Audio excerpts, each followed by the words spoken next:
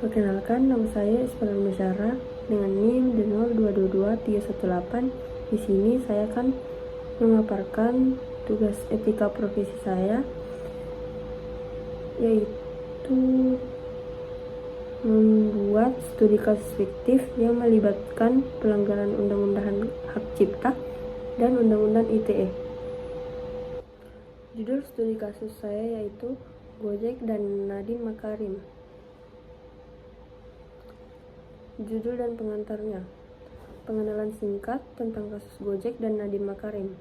Dalam era digital saat ini, memahami dan mematuhi hukum terkait teknologi seperti Undang-Undang Hak Cipta dan Undang-Undang Informasi dan Transaksi Elektronik atau biasa disebut Undang-Undang ITE menjadi sangat penting bagi bisnis teknologi.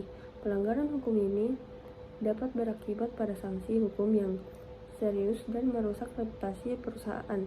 Dalam presentasi ini, kita akan membahas kasus Gojek dan pendirinya, Nadiem Makarim, yang diduga melanggar hak cipta. Tujuan dan manfaat pelatihan ini. Tujuan dari pelatihan ini adalah untuk memberikan pemahaman yang lebih baik tentang pentingnya mematuhi Undang-Undang Hak Cipta dan Undang-Undang ITE dalam bisnis teknologi. Manfaatnya adalah untuk membantu perusahaan teknologi dalam mengidentifikasi dan menghimpun potensi pelanggaran hukum serta memahami langkah-langkah yang harus diambil jika terjadi pelanggaran, dan demikian perusahaan dapat beroperasi dengan etis dan legal serta meminimalkan risiko hukum.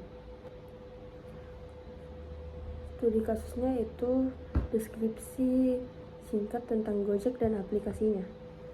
Gojek adalah perusahaan teknologi asal Indonesia yang menyediakan berbagai layanan melalui aplikasi mobil mereka, termasuk transportasi, pengiriman, dan layanan keuangan. Didirikan oleh Nadiem Makarim, Gojek telah berkembang menjadi salah satu perusahaan rintisan atau startup dengan pertumbuhan tercepat di Asia Tenggara. Detail tentang klaim pelanggaran hak cipta oleh Hasan Azhari, juga dikenal sebagai Arman Hasan, terhadap Gojek dan Nadiem Makarim. Hasan Azhari, juga dikenal sebagai Arman Hasan, mengklaim bahwa Gojek dan Nadiem Makarim telah menggunakan beberapa elemen dari karya ciptanya tanpa izin. Hasan Azhari menuntut Gojek dan Nadiem Makarim untuk membayar royalti sebesar 24,9 triliun rupiah dan kompensasi sebesar 10 miliar rupiah. Klaim ini didasarkan pada dugaan pelanggaran Undang-Undang Hak Cipta Indonesia. Namun perlu dicatat bahwa Gojek dan Nadiem Makarim kemudian dibebaskan dari tuntutan ini. Selanjutnya, analisis hukum. Penjelasan tentang Undang-Undang Hak Cipta Indonesia, yaitu Undang-Undang Nomor 28 Tahun 2014, dan bagaimana Gojek dan Nadiem Makarim mungkin telah melanggar undang-undang ini. Undang-Undang Hak Cipta Indonesia melindungi hak eksklusif pencipta yang timbul secara otomatis setelah suatu ciptaan diwujudkan dalam bentuk nyata. Dalam kasus Gojek dan Nadiem Makarim, Hasan Azhari mengklaim bahwa mereka telah menggunakan beberapa elemen dan karya ciptanya tanpa izin, yang bisa dianggap sebagai pelanggaran terhadap Undang-Undang Hak Cipta ini. Namun, Gojek dan Nadiem Makarim kemudian dibebaskan dari tuntutan ini. Kemudian, penjelasan tentang Undang-Undang ITE Indonesia, Undang-Undang Nomor 19 Tahun 2016, dan bagaimana Gojek dan Nadiem Makarim mungkin telah melanggar undang-undang ini. Undang-Undang Informasi dan Transaksi Elektronik atau Undang-Undang ITE Indonesia melarang berbagai jenis perilaku yang berkaitan dengan informasi dan transaksi elektronik.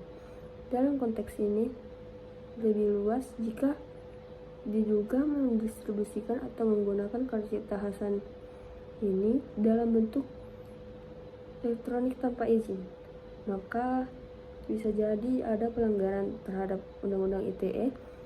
Pasal 30 Undang-Undang ITE mengatur tentang hak dan atau kewajiban pengguna data elektronik dan atau dokumen elektronik yang memiliki nilai ekonomi. Kemudian langkah-langkah kepatuhan. Yang pertama itu, pahami dan patuhi hukum. Perusahaan harus memahami dan mematuhi Undang-Undang Hak Cipta dan Undang-Undang ITE. Mereka harus memastikan bahwa semua elemen dalam aplikasi mereka tidak melanggar hak cipta orang lain. Yang kedua, lakukan due diligence. Sebelum menggunakan elemen apapun yang dibuat oleh orang lain, perusahaan harus melakukan due diligence untuk memastikan bahwa mereka memiliki hak untuk menggunakan elemen tersebut. Yang ketiga, buat kontrak yang jelas. Jika perusahaan menggunakan elemen yang dibuat oleh orang lain, mereka harus membuat kontrak yang jelas yang menetapkan hak dan kewajiban masing-masing pihak. Yang keempat, lindungi hak cipta Anda. Jika perusahaan menciptakan elemen unik untuk aplikasi mereka, mereka harus melindungi hak cipta mereka dengan mendaftarkannya. Yang kelima, konsultasi dengan ahli hukum. Jika perusahaan tidak yakin tentang aspek hukum yang mereka harus berkonsultasi dengan ahli hukum. Demikian materi yang saya paparkan. Kurang lebihnya mohon dimaafkan. Assalamualaikum warahmatullahi wabarakatuh.